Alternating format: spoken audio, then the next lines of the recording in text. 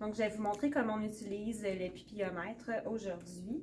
Donc, premièrement, c'est de désinfecter l'appareil avant de le positionner sur votre coéquipier aujourd'hui. Donc, pour ce faire, vous allez prendre l'alcool éthylique avec un mouchoir, tout simplement.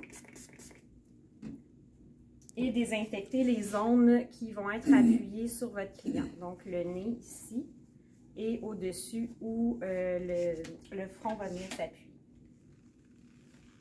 Donc, sur l'appareil, vous allez seulement cliquer ici pour l'allumer. Et il y a des chiffres ici qui vont être mobiles. Donc, c'est la mesure, en fait, de la distance pupillaire de droite et de gauche qui vont se reporter sur l'appareil. Ensuite, vous avez la roulette ici qui va vous servir à mesurer la distance que vous avez besoin.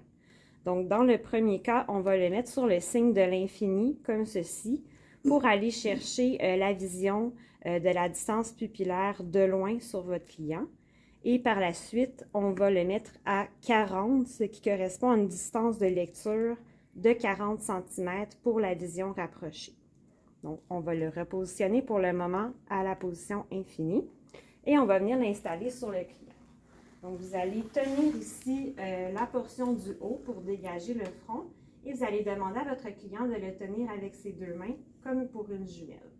On va venir le positionner sur le nez. Et pour plus de stabilité, vous pouvez même demander au client de s'appuyer les coudes sur le comptoir face à lui.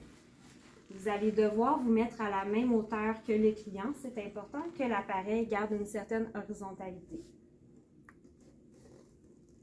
Ensuite, à l'aide des petits curseurs sur le dessus, vous allez déplacer et vous allez voir à l'intérieur une petite ligne et vous allez l'aligner sur la petite lumière blanche qui apparaît au fond de l'appareil. Donc, pour refaire le mouvement, ce qui va vous donner la vision, la distance pupillaire de loin. Je vais pouvoir le reprendre. À l'intérieur, votre client va voir une lumière verte et c'est ce que vous devriez demander à celui-ci de regarder pour la précision de l'appareil.